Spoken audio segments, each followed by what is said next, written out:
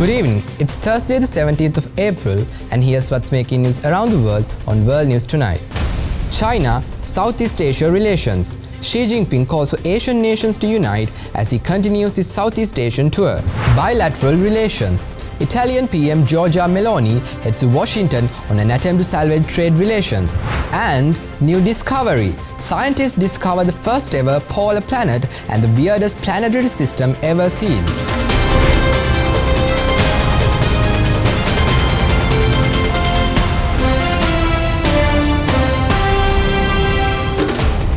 Colombo.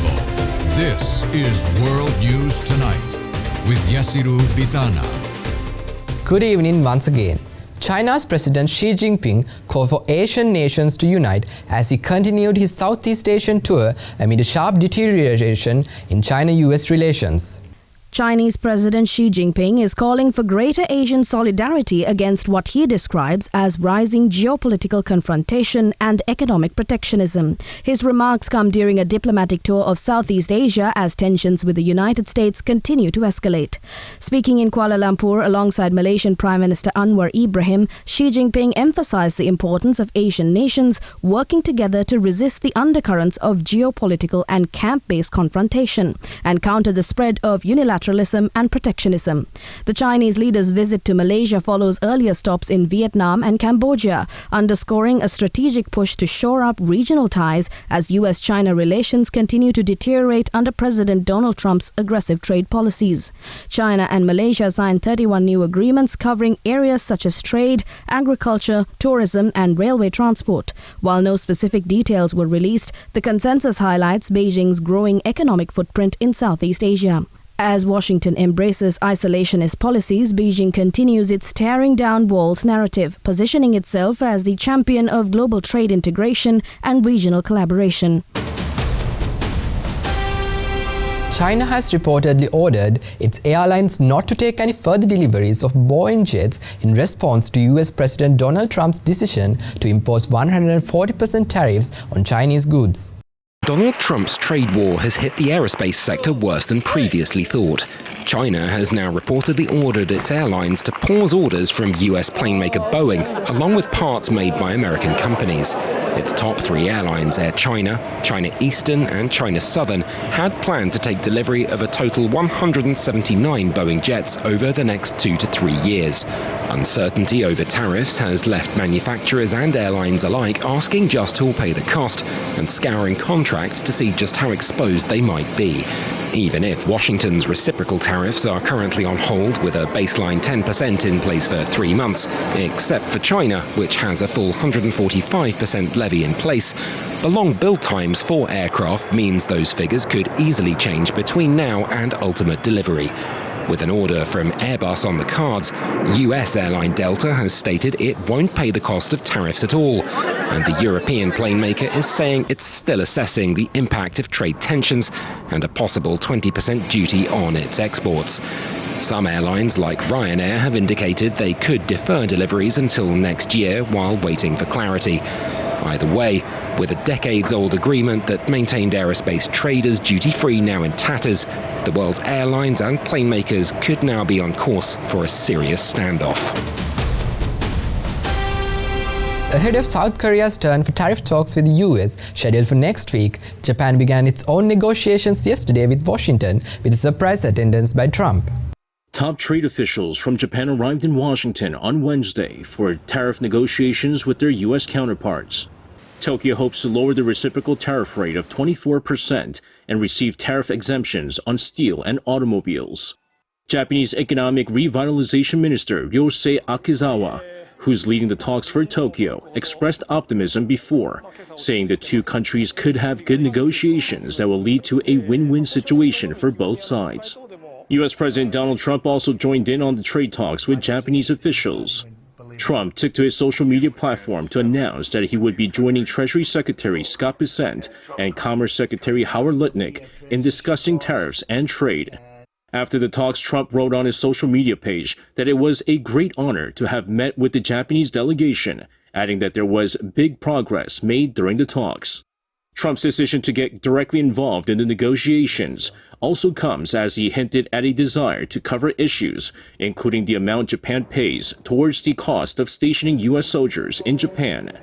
Despite dissent stressing that there's a first-mover advantage, with more than 75 countries requesting trade talks, Japanese Prime Minister Shigeru Ishiba said earlier this week that Tokyo won't rush to reach a deal, nor does it plan to make major concessions.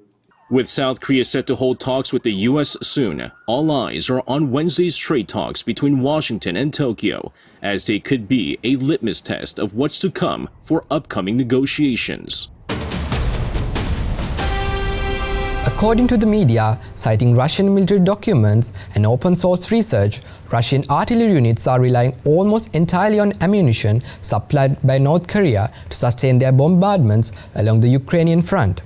North Korean-made artillery shells are playing a central role in Russia's ongoing war in Ukraine, with a joint investigation uncovering that up to 100% of some Russian military units' artillery is now sourced from Pyongyang. Internal Russian Defense Ministry documents obtained by the investigation reveal that North Korea now supplies roughly half of the artillery shells used by Russian troops on the front lines. Since September of 2023, following a high-level visit by Russia's then Defense Minister Sergei Shoigu to Pyongyang, 4 Russian cargo ships have made at least 64 trips transporting military cargo from the North Korean port of Rajin to Russian ports Danube and Vostochny. Satellite imagery shows these ships carried nearly 16,000 containers, potentially holding 4 to 6 million shells. Rail links, including the Friendship Bridge across the Tumana River, are also part of this growing supply chain. The deepening military alliance comes as Russian President Vladimir Putin confirmed that a military cooperation treaty with North Korea is now in force. Putin even suggested that so-called friendly nations like North Korea might play a role in future peace talks, a move likely to raise eyebrows in Western capitals. For now, the continuing artillery supplies extend the war's duration and continue to intensify devastation on the ground on both sides of the border. Israel's defense minister said troops would stay in security zones in Gaza, Lebanon and Syria indefinitely, potentially complicating ceasefire and hostage talks with Hamas. The day after visiting Israeli troops in Gaza with Prime Minister Benjamin Netanyahu, Israel's defense minister said that forces would remain in the buffer zones they've created in the Strip, even after any ceasefire to end the war. Unlike in the past, the IDF is not evacuating areas that have been cleared and seized. The IDF will remain in the security zones as a buffer between the enemy and the communities in any temporary or permanent situation in Gaza. Israel went back on the offensive in the enclave on March 18th.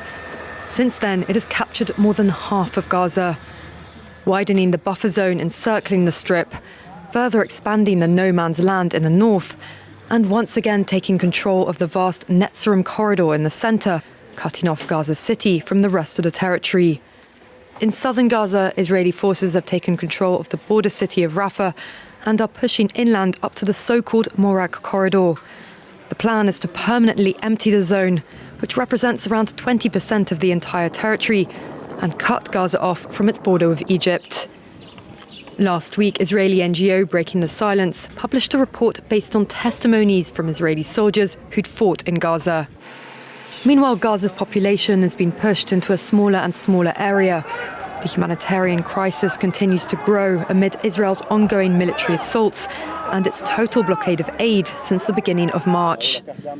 Katz said Israel would push forward with a plan to allow Gazans who wish to leave the enclave to do so, though it remains unclear which countries would be willing to accept large numbers of them.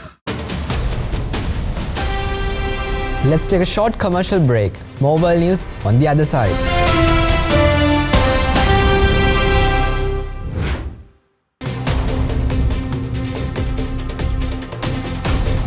Welcome back. President Donald Trump is threatening to tax Harvard University as a political entity after the institution rejected the administration's policy change demands, which resulted in the freezing of $2.2 billion in federal funding.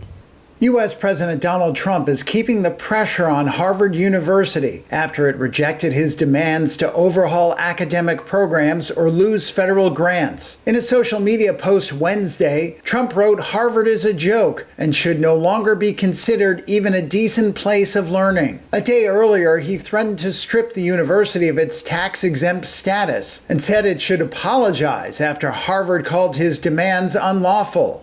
Beginning with Columbia University, the Trump administration has rebuked universities across the country over their handling of the pro-Palestinian student protest movement that roiled campuses last year, following the 2023 Hamas-led attack inside Israel and the subsequent Israeli attacks on Gaza. Some professors and students have said the protests are being unfairly conflated with anti-Semitism as a pretext for an unconstitutional attack on academic freedoms. Harvard President Alan Garber, in a letter on Monday, said the Trump administration's demands, including an end to diversity, equity, and inclusion programs, were unprecedented assertions of power unmoored from the law that violated constitutional free speech and the Civil Rights Act.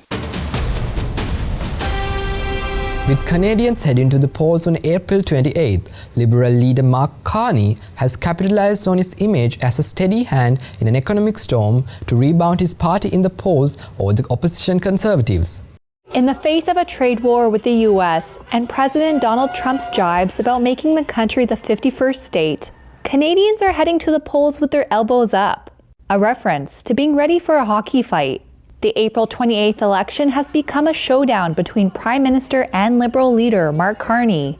President Trump claims that Canada isn't a real country. And Conservative Party leader Pierre Poilievre. Stand up and say, we are not Americans, we are Canadians! Just 2 months into his political career, Carney, the two-time central banker, has changed his party's fortunes. In January, the Liberals, led by then Prime Minister Justin Trudeau, trailed the main opposition Conservative Party by 24 points. Since then, Trudeau resigned, and Trump stepped back into the White House. The Liberals rebounded and, as of April 15th, had a 6-point lead over Poilievre's Conservatives in polls aggregated by the Canadian Broadcasting Corporation. Carney's also been helped by other factors. The tariff crisis has given him more visibility as Prime Minister, and support for the left-leaning New Democratic Party is cratering. With Carney rising in the polls, some Conservative strategists have called out Poilievre's campaign for failing to take on Trump.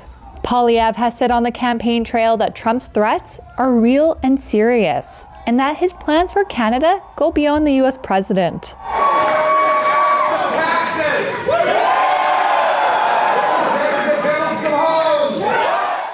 Neither the Liberal Party nor Poilievre's campaign responded to an interview request. While things could still change, Carney's Liberal Party is projected to win a majority in Parliament. Heading over to Europe now, French President Emmanuel Macron said that those behind an unprecedented wave of attacks against French prisons would be tracked down and punished. 3 cars were set ablaze at a prison in southern France. The country's National Anti-Terrorism Prosecutor's Office, or PNAT, said, as an unprecedented wave of attacks against French prisons continued on Wednesday.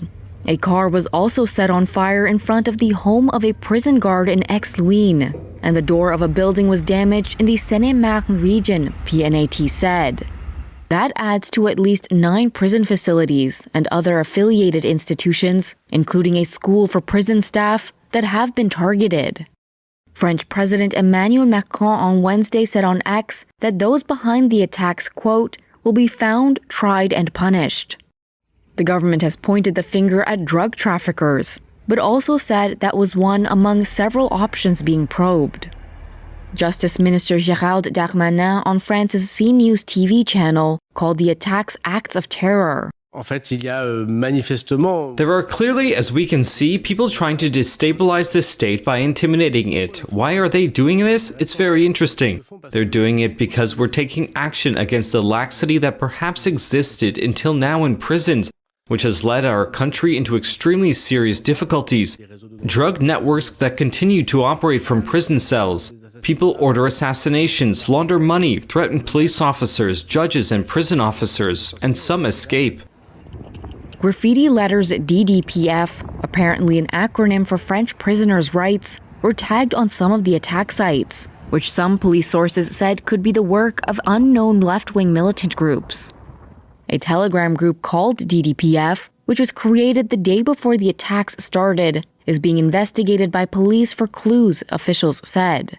Screenshots of messages in the group read, "This channel is a movement dedicated to denouncing the violations of our fundamental rights, which Minister Gérald Darmanin intends to undermine.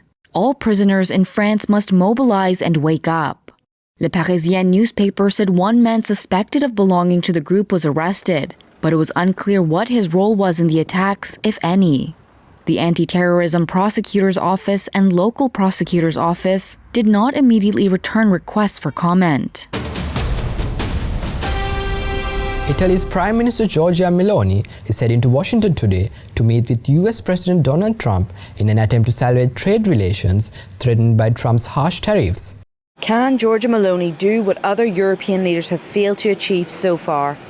The Italian Prime Minister is touting herself as the EU's best bet to convince Donald Trump to roll back tariffs placed on the bloc. We know we are in a difficult moment. We will do our best, as always. I am well aware of what I represent, and I am aware of what I am defending. Meloni's similar right-wing nationalist ideology has already won her favour with the US president.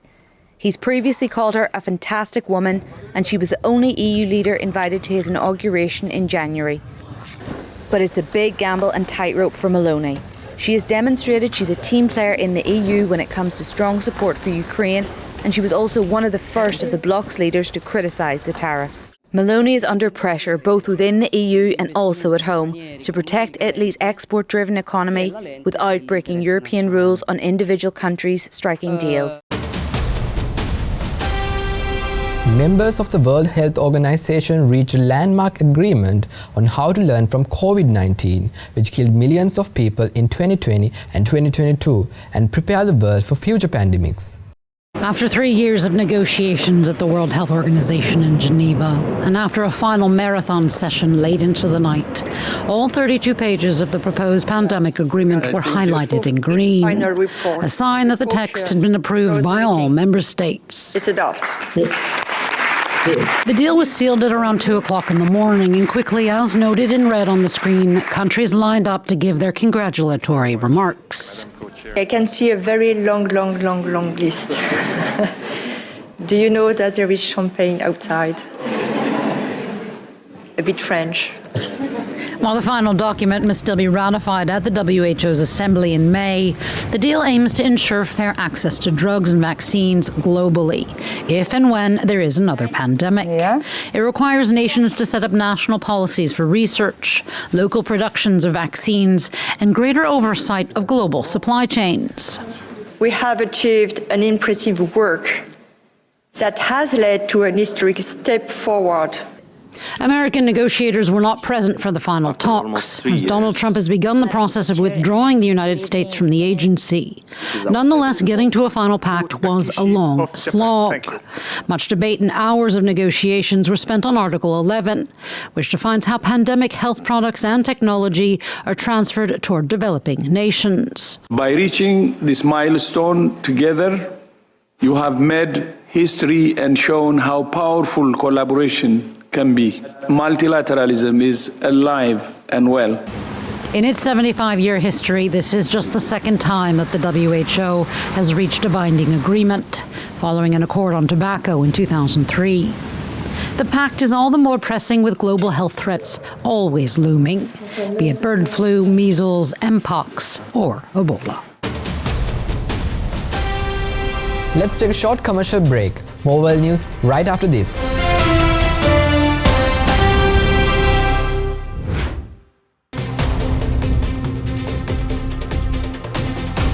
Welcome back. Scientists have perhaps discovered the weirdest planetary system ever seen. Not only does this system feature a first ever polar planet to be discovered, meaning the world exists on a sideways orbit, but that planet also circles around two stars. Finally, astronomers have identified a new planet located approximately 120 light years from Earth that resembles Tatooine, the home planet of Luke Skywalker in the Star Wars movie. The planet appears to orbit a pair of brown dwarfs, or what experts call failed stars that are too small to shine like the sun. What makes this planet special is that it moves in a completely different direction from how the two stars orbit each other, referred to as a polar orbit. Although the planet was not directly seen, scientists spotted its presence by watching the movement of the stars. The author of the study, an astronomer from the University of Birmingham, said there aren't many very young planetary systems like this. This research was published in the journal Science Advances on April 16th. Carlo Acutis, a British-born Italian boy who built websites to spread his faith, will be proclaimed the Catholic Church's first saint of the millennial generation this month, elevating him to the same level as Mother Teresa and Francis of Assisi. This is a wax mould of a 15-year-old set to be proclaimed the Catholic Church's first saint of the millennial generation. The British-born Italian boy died from leukemia in 2006, age 15, but spent his short life building websites to spread his faith. He will be elevated to the same level as Mother Teresa and Francis of Assisi after multiple miracles were reported after his death, attributed to his intercession with God. Church officials say a 4-year-old Brazilian boy with a serious pancreatic malformation was healed, as well as a 21-year-old Costa Rican woman who was near death after a bicycle accident. Both mothers of the cases had prayed to Acutis for help, Vatican authorities said. His reputation for performing miracles grew, and he was moved along the official sainthood path, with his body moved to the town of Assisi in central Italy in line with his last wishes. He was entombed with a wax mould of his likeness. Ever since, crowds have been gathering at the clear-sided casket. Tens of thousands more are expected to attend the canonization service in St. Peter's Square on April 27. Vatican officials hope Pope Francis, who is still recovering from a serious bout of double pneumonia, will preside. A process that can lead to sainthood, known as a cause, cannot usually start until 5 years after a person's death. In the early years of the Church, a saint could be declared such by acclamation by the people, or by cardinals, or by papal decree. Today, the Vatican department that studies sainthood causes is known as the Dicastery for the Causes of Saints. The Dicastery studies the person's life to ensure they lived what is known as a life of heroic virtues. After which, a miracle such as medically inexplicable healing is needed for the person to be beatified. Acutis was beatified in 2020. A second distinct miracle must take place after the beatification in order to proceed to sainthood. Well, that's a wrap from all of us here at World News Tonight. I'm Yasiru Vitana, and we are leaving you with the scenes of the tulip season in full bloom as British farms host vibrant spring displays. Thank you for watching. Have a great night.